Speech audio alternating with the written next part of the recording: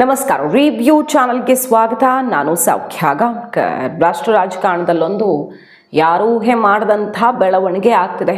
Super ಮೆಜಾರಿಟಿಗೆ NDA ರಾಜ್ಯಸಭೆ ಮತ್ತು ಲೋಕಸಭೆಯಲ್ಲಿ 2/3 ಮೆಜಾರಿಟಿ ಅತ್ತ NDA. ರಾಜ್ಯಸಭೆಯಲ್ಲಿ ಸ್ಪೆಷಲಿ ಹಲವಾರು ಮಹತ್ವದ ವಿಧೇಯಕಗಳನ್ನು ಪಾಸ್ ಮಾಡ್ಕೊಳ್ಳೋದಕ್ಕೆ, ಐತಿಹಾಸಿಕ ಹೆಜ್ಜೆಗಳನ್ನು ಇಡೋದಕ್ಕೆ ತೊಡಕಾಗಿದ್ದಂಥ ರಾಜ್ಯಸಭೆಯಲ್ಲಿ ಈಗ 180 ಗಡಿ ದಾಟತ್ತಾ BJP ಅನ್ನೋದು ಈಗ ಬಹಳ ಕುತೂಹಲ. 163 ಅಂದರೆ 2/3 ಮೆಜಾರಿಟಿ, 180 ತನಕ ತಲುಪುತ್ತಾ BJP ಅನ್ನುವಂಥ ಒಂದು ತೀವ್ರ ಕುತೂಹಲಕರ ಬೆಳವಣಿಗೆ. ಡೆಲ್ಲಿಯಲ್ಲಿ ಬಿಗ್ ಮೀಟಿಂಗ್ ಆಗಿದೆ ನಿನ್ನೆ. ಇವತ್ತು MP ಗಳೆಲ್ಲ ಧಾವಿಸಿದ್ದಾರೆ ಸ್ಪೀಕರ್ ಬಳಿಗೆ. ಏನಾಗ್ತಿದೆ? ಅವತ್ತು ಭರ್ಜರಿ ಬಹುಮತ, 400 ಗಡಿ ದಾಟ್ತೀವಿ ಅನ್ನುವಂಥ ಆತ್ಮವಿಶ್ವಾಸದ ಮಾತುಗಳನ್ನು ಆಡಿದ್ರು 2024 ಚುನಾವಣೆಯಲ್ಲಿ ಮೋದಿ. ಯಾಕಂದರೆ ಇದೇ ರೀತಿ ಐತಿಹಾಸಿಕ ಹೆಜ್ಜೆಗಳನ್ನು ಇಡೋದಕ್ಕೆ ನಮ್ಗೆ ಅಂಥದ್ದೊಂದು ಬಹುಮತ ಕೊಡಿ ಅಂತ. ಬಟ್ ಆಗಲಿಲ್ಲ, ಆ ಬಹುಮತ ಸಿಕ್ಕಲಿಲ್ಲ. ಸರ್ಕಾರ ಮಾಡೋದಕ್ಕೆ ಬೇಕಾದ ಬಹುಮತ ಅಷ್ಟೇ ಸಿಕ್ತು. ಆ ಬಹುಮತವನ್ನು ಈಗ ಮತ್ತದೇ ಜನಾದೇಶದ ಮೂಲಕವೇ ಪಡ್ಕೊಂಡ್ರ ಮೋದಿ. ಏನಿದು? ದೇಶ ವಿದೇಶಗಳು, ಬರೀ ಭಾರತದ ಒಳಗಡೆ ಅಲ್ಲ, ದೇಶ ವಿದೇಶಗಳಲ್ಲೂ ಕೂಡ ಬೆರಗಾಗುವಂತೆ ಮಾಡ್ತಿರುವಂಥ ಬೆಳವಣಿಗೆ ನೋಡ್ತಾ ಹೋಗೋಣ. ಒಂದಾದ್ಮೇಲೆ ಒಂದು ಬೆಳವಣಿಗೆ ರಿಪೋರ್ಟ್ ಇಡ್ತಾ ಹೋಗ್ತೀವಿ. ನೀವು ಫಸ್ಟ್ ಟೈಮ್ ನಮ್ಮ ಚಾನಲ್ ನೋಡ್ತಾ ಇದ್ದರೆ ಮಿಸ್ ಮಾಡದೆ ನಮ್ಮ ಚಾನಲ್ನ ಸಬ್ಸ್ಕ್ರೈಬ್ ಮಾಡಿ, ಹಾಗೆ ಬೆಲ್ ಐಕಾನ್ ಕ್ಲಿಕ್ ಮಾಡಿದ್ರೆ ನಮ್ಮ ಎಲ್ಲ ವಿಡಿಯೋ ಅಪ್ಡೇಟ್ಸು ನಿಮ್ಮನ್ನು ತಲುಪ್ತಾ ಇರುತ್ತೆ. ಎಸ್ ವೀಕ್ಷಕರೇ, ಈಗ BJPಗಿರೋ ನಂಬರ್ ಎಷ್ಟು? ಲೋಕಸಭೆಯಲ್ಲಿ 240 ಬರೀ BJP, NDA 293 ಇದೆ. ಇವಾಗ ಆ ನಂಬರ್ 318ಕ್ಕೆ ಹೋಗಿ ನಿಲ್ಲುವಂಥ ದಟ್ಟ ಸಾಧ್ಯತೆ ಕಂಡು ಬರ್ತಿದೆ ರಾತ್ರೋರಾತ್ರಿ ಆಗಿರುವಂಥ ಬೆಳವಣಿಗೆಯಿಂದ. ಪ್ರಮುಖವಾಗಿ ರಾಜ್ಯಸಭೆ ನೋಡ್ಬಿಡೋಣ. ರಾಜ್ಯಸಭೆಯಲ್ಲಿ BJP ನಂಬರು 113 ಇದೆ, NDA ನಂಬರ್ 144 ಇದೆ.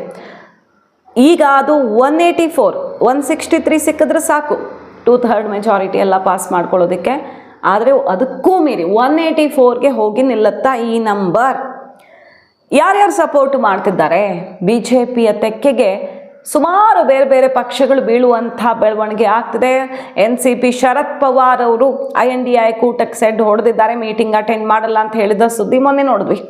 BSP ಕಾಂಗ್ರೆಸ್ ನಾಯಕರು ಮೀಟ್ ಮಾಡೋದಕ್ಕೆ ಬಂದಾಗ ಧಿಕ್ಕರಿಸಿದ್ರು. ಓಕೆ, ಅವ್ರದ್ದು ಸೀಟಿನ ವಿಚಾರ ಅಲ್ಲ, ಬಟ್ ಮುಂಬರುವ ಎಲೆಕ್ಷನ್ ವಿಚಾರ. ಈ ರೀತಿ ಗಾಳಿ ಬೇರೆ ದಿಕ್ಕಲ್ಲಿ ಬೀಸ್ತಾ ಇರೋದೆಲ್ಲ ನೋಡಿದ್ವಿ. ಈಗ ದೊಡ್ಡ ನಂಬರೂ ಬಂದು ಸೇರ್ಕೊಳ್ತಿದೆ.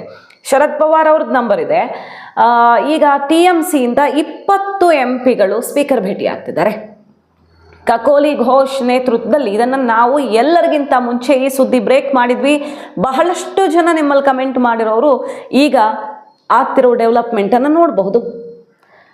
ಎಲ್ಲರಿಗಿಂತ ಮುಂಚೆ ರಿವ್ಯೂ ಇದನ್ನು ರಿಪೋರ್ಟ್ ಮಾಡಿತ್ತು. TMC ಪಕ್ಷ ಒಡೆದು ಹೋಳಾಗ್ತಿದೆ, ಸ್ಪ್ಲಿಟ್ ಆಗ್ತಿದೆ ಅಂತ. ಎಲೆಕ್ಷನ್ ರಿಸಲ್ಟ್ ಬಂದ ಕೆಲವು ದಿನಗಳಲ್ಲಿ, ಈಗ ಒಂದು ವಾರದಿಂದ ಈ ಡೆವಲಪ್ಮೆಂಟ್ ಜೋರಾಗಿದೆ. ಈಗ ಅಂತೂ ಇಂತೂ MPಗಳೇ ಹೊರಟು ನಿಂತಿದ್ದಾರೆ. ಇಲ್ಲಿ MLAಗಳದ್ದಾಯ್ತಲ್ವ, 61 MLAಗಳು ರಿತಬ್ರತಾ ಬ್ಯಾನರ್ಜಿ ಜೊತೆಗೆ ನಿಂತಿದ್ದಾರೆ. ಮಮತಾ ಬ್ಯಾನರ್ಜಿ ಫಿನಿಶ್ ಆಗಿದ್ದಾರೆ. ಈಗ MPಗಳ ಸರದಿ ಕಕೋಲಿ ಘೋಷ್ ನೇತೃತ್ವದಲ್ಲಿ ಅವರು 41 MPಗಳಿದ್ದಾರೆ. 13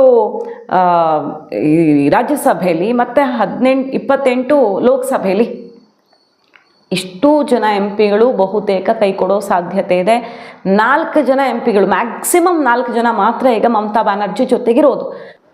37 ಜನ MPಗಳು ಕೂಡ ಮಮತಾ ಬ್ಯಾನರ್ಜಿಯಿಂದ ದೂರವಾಗಿದ್ದಾರೆ. ಅದರಲ್ಲಿ 20 ಜನ MPಗಳು ಸ್ಪೀಕರ್ಗೆ ತಮ್ಮ ಸಪ್ರೇಟ್ ಗ್ರೂಪ್ನ ಹಕ್ಕನ್ನು ಮಂಡಿಸೋದಕ್ಕೆ ಹೋಗೇ ಬಿಟ್ಟಿದ್ದಾರೆ, ಲೆಟರನ್ನು ಹಿಡ್ಕೊಂಡು ಹೋಗಿಬಿಟ್ಟಿದ್ದಾರೆ. ಈಗ ಇವರೆಲ್ಲ ನೇರವಾಗಿ BJP ಜಾಯ್ನ್ ಆಗ್ತಾರಾ ಅಥವಾ ಸಪ್ರೇಟ್ ಆಗಿದ್ದುಕೊಂಡು NDAಗೆ ಸಪೋರ್ಟ್ ಮಾಡ್ತಾರಾ? ಎರಡರೊಳಗೆ ಯಾವುದಾದ್ರೂ ಆಗ್ಬೋದು. ಯಾಕಂದರೆ BJP ಇದನ್ನು ಓಪನ್ ಆಗಿ ಹೇಳಿದೆ.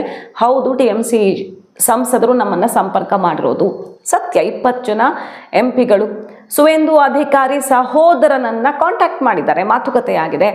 ಬಟ್ ಇನ್ನೂ ನಿರ್ಧಾರ ತಗೊಂಡಿಲ್ಲ BJP ಹೈಕಮಾಂಡ್. ಯಾಕಂದರೆ ತೃಣಮೂಲಿಸಮ್ ಮಾಡಿಬಿಟ್ರೆ ವೆಸ್ಟ್ ಬೆಂಗಾಲಲ್ಲಿ ಹೆಂಗೆ ಹೊಡೆದಾಡ್ ಗೆದ್ದಿದ್ದಾರೆ BJP ಕಾರ್ಯಕರ್ತರು, ಪಕ್ಷಕ್ಕೆ ಲಾಸ್ ಆಗಬಹುದು. ಹಾಗಾಗಿ ಲೋಕಲ್ ಆಗಿ ಕಂಪ್ಲೀಟ್ ಕೈ ಜೋಡಿಸ್ತಾರ? ಮಹಾರಾಷ್ಟ್ರ ರೀತಿಯಲ್ಲಿ ಮೈತ್ರಿ ಆಗತ್ತಾ, ಮರ್ಜ್ ಆಗತ್ತಾ, ಬಾಹ್ಯ ಬೆಂಬಲ ಕೊಡುತ್ತಾ, ಹೆಂಗಾದರೂ ಆಗಬಹುದು, ಅದನ್ನು ನೋಡೋಣ. ಆದರೆ ಸದ್ಯಕ್ಕಂತೂ ಮಮತಾ ಬ್ಯಾನರ್ಜಿಯ ಕೋಟೆ ಛಿದ್ರವಾಗಿದೆ. ಏನೂ ಉಳ್ಕೊಂಡಿಲ್ಲ ಅವ್ರ ಬಳಿ. ಕಾನೂನು ಹೋರಾಟ ಮಾಡಿದ್ರು ಅಷ್ಟೇ, ಏನು ಮಾಡಿದ್ರು ಅಷ್ಟೇ. ಯಾಕಂದರೆ ಅವ್ರ ಬಳಿ ಇರೋದು 7 MLAಗಳು ಮತ್ತು 4 MP ಗಳು. 80 ಗೆದ್ದಿದ್ದಾರೆ ಅವರು. 80 MLAಗಳಲ್ಲಿ 7 MLAಗಳು ಈಗ ಮಮತಾ ಬ್ಯಾನರ್ಜಿ ಜೊತೆ ಇದ್ದಾರೆ. 41 MP ಗಳಲ್ಲಿ ಬರೀ 4 MP ಗಳು ಮಾತ್ರ ಮಮತಾ ಬ್ಯಾನರ್ಜಿ ಜೊತೆ ಇದ್ದಾರೆ. ಅಂದರೆ ಇನ್ನು ಯಾವ ಕಾನೂನು ಹೋರಾಟ ಕೂಡ ಮಾಡೋಕ್ಕಾಗಲ್ಲ. ಪಕ್ಷದ ವಿರುದ್ಧ, ನಾಯಕತ್ವದ ವಿರುದ್ಧ, ಅಭಿಷೇಕ್ ಬ್ಯಾನರ್ಜಿ ವಿರುದ್ಧ, ಮಮತಾ ಬ್ಯಾನರ್ಜಿ ವಿರುದ್ಧ, ಭ್ರಷ್ಟಾಚಾರದ ವಿರುದ್ಧ ಸಿಡಿದೆದ್ದು ಹೊರ ನಡೆದ ಮೇಲೆ ಇನ್ನೇನು ಮಾಡೋಕ್ಕಾಗಲ್ಲ. ಅದಕ್ಕೆ ಕಾನೂನಲ್ಲಿ, ಸಂವಿಧಾನದಲ್ಲಿ ಅವಕಾಶ ಇದೆ. ಈಗ ರಾಜ್ಯಸಭೆ ಮತ್ತು ಲೋಕಸಭೆ ಎರಡೂ ಕಡೆ BJPಗೆ ಔಟ್ಸೈಡ್ ಸಪೋರ್ಟೇ ಇರಲಿ, ಅಷ್ಟೇ ಸಾಕು. ಒಟ್ಟಿಗೆ ಸೇರಿಸ್ಕೊಳ್ಳಿ ಅಂತಾನೆ TMC ಕೇಳ್ತಿದೆ. ಬಟ್ BJPನೇ ಅದಕ್ಕೆ ರೆಡಿ ಇಲ್ಲ. ರಿಜೆಕ್ಟ್ ಮಾಡಿದ್ದೀವಿ, ನಮಗೆ ಸೇರಿಸ್ಕೊಳ್ಳೋದು ಬೇಡ ಅಂತೆಲ್ಲ ಲೋಕಲ್ ಲೀಡರ್ಸ್ ಹೇಳ್ತಿದ್ದಾರೆ. ಬಟ್ ಹೈಕಮಾಂಡ್ ಏನು ನಿರ್ಧಾರ ತಗೊಳುತ್ತೆ ಗೊತ್ತಿಲ್ಲ. ಯಾಕಂದರೆ ನಿನ್ನೆ ಸುವೇಂದು ಅಧಿಕಾರಿ ಅವರು ರಾತ್ರೋರಾತ್ರಿ ಅಮಿತ್ ಶಾ ಅವ್ರನ್ನ ಭೇಟಿಯಾಗಿ ಬಹಳ ಹೈ ವೋಲ್ಟೇಜ್ ಮೀಟಿಂಗ್ ನಡೆಸಿದ್ದಾರೆ. ಯಾಕಂದರೆ ಇದು ಬರೀ ವೆಸ್ಟ್ ಬೆಂಗಾಲ್ ಪಾಲಿಟಿಕ್ಸ್ಗೆ ಸಂಬಂಧಪಟ್ಟಿದ್ದಲ್ಲ. 21 ಜನ MP ಗಳು ಆಲ್ರೆಡಿ ಲೆಟರ್ ತೊಗೊಂಡು ಹೋಗಿದ್ದಾರೆ. 37 MP ಗಳು BJPಗೆ ಸಿಗ್ತಾರೆ ಅಂದರೆ ಇದು ಇಡೀ ರಾಷ್ಟ್ರ ರಾಜಕಾರಣದ ಚಿತ್ರಣ ಬದಲಿಸುವಂಥದ್ದು. ಏನು 2/3 ಮೆಜಾರಿಟಿ, ಸೂಪರ್ ಮೆಜಾರಿಟಿ ಬೇಕಿತ್ತಲ್ಲ ನರೇಂದ್ರ ಮೋದಿ ಅವ್ರಿಗೆ, ಆ ಮೆಜಾರಿಟಿಯತ್ತ NDA ಸರ್ಕಾರವನ್ನು ತಗೊಂಡು ಹೋಗುವಂಥ ಬೆಳವಣಿಗೆ. ಸೊ ಇದು ವೆಸ್ಟ್ ಬೆಂಗಾಲ್ದು ಅಲ್ವೇ ಅಲ್ಲ. ಹೈ ವೋಲ್ಟೇಜ್ ಮೀಟಿಂಗ್ ಆಗ್ತಿದೆ. BJP ಏನು ತೀರ್ಮಾನ ತಗೊಳುತ್ತೆ, ಮರ್ಜಾ, ಬಾಹ್ಯ ಬೆಂಬಲವ, ಅದೊಂದು ತೀರ್ಮಾನ ಆಗಬೇಕು. ಬಟ್ NDA ಬಲ ಈಗ ಸೂಪರ್ ಮೆಜಾರಿಟಿ ಅತ್ತ ಎಷ್ಟೆಷ್ಟಾಗತ್ತೆ ನೋಡಿ, ಯಾವ್ಯಾವ ಪಕ್ಷಗಳ ಬಲ. DMK ಬಾಹ್ಯ ಬೆಂಬಲ ಕೊಡುತ್ತೆ. ಇದ್ರ ಬಗ್ಗೆ ಕೂಡ ನಾವು ಸುದ್ದಿಯನ್ನು ಬ್ರೇಕ್ ಮಾಡಿದ್ವಿ. ಎಲೆಕ್ಷನ್ ರಿಸಲ್ಟ್ ಮರುದಿನವೇ DMK NDA ಮೈತ್ರಿ ಆಗತ್ತಾ, BJP ಜೊತೆಗೆ ಹೋಗ್ತಾರಾ ಅಂತ. ಇದು ಮೈತ್ರಿ ಆಗತ್ತೆ ಅಂದರೆ ಡೈರೆಕ್ಟ್ ಸೇರೇ ಬಿಡುತ್ತೆ ಅಂತ ಅಲ್ದಿದ್ರು ಬಾಹ್ಯ ಬೆಂಬಲ ಅವ್ರಿಗೆ ಕಾಂಗ್ರೆಸ್ ಬೇಕಾಗಿಲ್ಲ. ಈಗ ಕಾಂಗ್ರೆಸ್ಗೆ ಪಾಠ ಕಲಿಸ್ಬೇಕು, ಮತ್ತು ಕೇಂದ್ರದ ಬಲ, ಫಂಡು, ಇನ್ನೊಂದು ಅಸ್ತಿತ್ವಕ್ಕಾಗಿ ಬೇಕೇ ಬೇಕು. ಯಾವುದೇ ರಾಜಕೀಯ ಪಕ್ಷಕ್ಕೆ ಸಿದ್ಧಾಂತ ಸೆಕೆಂಡು, ಅಸ್ತಿತ್ವ ಫಸ್ಟು. ಹಾಗಾಗಿ ಈಗ DMKಗೆ ಬೇಕೇ ಬೇಕು. ಅವರು ಬಾಹ್ಯ ಬೆಂಬಲ ಈಗ ಬೇರೆ ಬೇರೆ ಪಕ್ಷಗಳು ಹೆಂಗೆ ಕೊಡ್ತಾರೆ, BSR ಕೊಡ್ತಾರೆ, ಜಗನ್ ಕೊಡ್ತಾರೆ, ಒಡಿಶಾದಿಂದ ಸಿಗುತ್ತೆ ನೋಡಿ. BJD, BRS, BSP, NCP ಮತ್ತು ಇಂಡಿಪೆಂಡೆಂಟ್ 3 ಜನ, DMK 10 ಜನ MP ಗಳು ಸಿಗ್ತಾರೆ. ಬಾಹ್ಯ ಬೆಂಬಲ, ಔಟ್ಸೈಡ್ ಸಪೋರ್ಟ್ ಸಿಗತ್ತೆ. YSRCPಯಿಂದ 7 ಜನ ಇದ್ದಾರೆ. ಇವರೆಲ್ಲ ಸೇರಿದ್ರೆ 184ಕ್ಕೆ ಬಂದು ನಿಲ್ಲುತ್ತೆ ರಾಜ್ಯಸಭೆಯಲ್ಲಿ ಬಲ BJP ಅಂದರೆ NDAಗೆ ಅನ್ನೋದು ಬಹಳ ದೊಡ್ಡ ಬೆಳವಣಿಗೆ. ಇದು 2/3 ಮೆಜಾರಿಟಿಗೆ ಬೇಕಾಗಿರುವಂಥ ನಂಬರನ್ನು ಕ್ರಾಸ್ ಆಗಿ 163 ಕ್ರಾಸ್ ಆಗಿ ಮುಂದೆ ಹೋಗೋದಿಕ್ಕೂ ಈಗ BJPಗೆ ತಾನೇ ಅವಕಾಶ ಓಪನ್ ಆಗಿದೆ. ಶರದ್ ಪವಾರ್ ಅವರು ಇತ್ತೀಚೆಗೆ ಮೋದಿ ಅವ್ರಿಗೆ ತುಂಬ ಕ್ಲೋಸ್ ಆಗಿದ್ದಾರೆ. ಮತ್ತು ಕಾಂಗ್ರೆಸ್ಗೆ ಸೆಡ್ಡು ಹೊಡೆದಿದ್ದಾರೆ, ಡಿಚ್ಚಿ ಕೊಟ್ಟಿದ್ದಾರೆ. ಯಾರು INDI ಕೂಟದ ಮೀಟಿಂಗನ್ನೇ ಅಟೆಂಡ್ ಮಾಡ್ತಿಲ್ಲ. BSP ಕೂಡ ಭವಿಷ್ಯದ ಲೆಕ್ಕಾಚಾರದಲ್ಲಿ, BSP ಹೋಗಿರಲಿಲ್ಲ ಇವ್ರ ಜೊತೆ, ಬಟ್ BSP ಭವಿಷ್ಯದ ಲೆಕ್ಕಾಚಾರದಲ್ಲಿ ಕಾಂಗ್ರೆಸ್ಸನ್ನು ದೂರ ಇಟ್ಟು ಮೋದಿ ಕಡೆಗೆ ಹೆಜ್ಜೆ ಇಡುವಂಥ ಲಕ್ಷಣವೇ ಕಾಣಿಸ್ತಾ ಇದೆ. ಮುಂಚೆನೂ ಆಗಿದ್ದೇ, ಇದೇನು ಹೊಸದಲ್ಲ. ಈ ಸಲ ಮತ್ತೆ ಅಂತಹ ಡೆವಲಪ್ಮೆಂಟ್ ಆಗ್ತಾ ಇರೋದು. ಇನ್ನು ಲೋಕಸಭೆಯಲ್ಲಿ ಎಷ್ಟೆಷ್ಟು ಸಿಗತ್ತೆ ಅಂತ ಕೇಳಿದ್ರೆ, ಲೋಕಸಭೆಯಲ್ಲಿ ಈಗ 20 MP ಗಳು ಸಿಗಬಹುದು TMCಯಿಂದ. ಶಿರೋಮಣಿ ಅಕಾಲಿದಳು, ಇಂಡಿಪೆಂಡೆಂಟ್ಸು ಎಲ್ಲ ಸೇರಿದ್ರೆ 293 ಇರುವಂಥ NDAಗೆ 318 ತನಕ, 300 ಗಡಿ ದಾಟಿ ಹೋಗೋದಕ್ಕೆ ಅನುಕೂಲ ಆಗತ್ತೆ.